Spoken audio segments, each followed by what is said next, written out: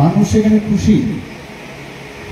এখানে হিন্দু মুসলিমের বিষয় না, সেখানকার মানুষ সবাই খুশি যে আবার আতঙ্কবাদ থেকে মুক্তি লাভ করেছে। সেখানে নতুনভাবে গণতন্ত্র প্রতিষ্ঠিত হয়েছে, নতুন একটা সরকার সেখানে গঠন হয়েছে।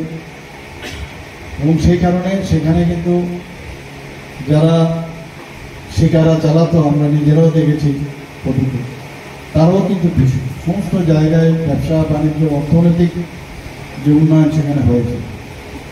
তো ন্যাচারালি ওখানে আগে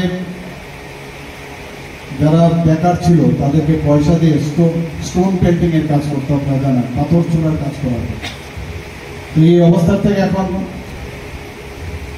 আতঙ্কবাদীরা এখন সেই যুবকদের পাচ্ছিল না তাদেরকে।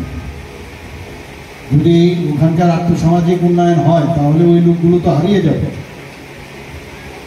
সেই কারণেই এই ধরনের একটা চক্রান্ত করল এবং আমাদের প্রায় 26 জনের মতো যারা আমাদের ভারতবর্ষের বিভিন্ন প্রদেশ থেকে সেখানে গেছে, নাগরিকদের এই হত্যালীলা করেছে।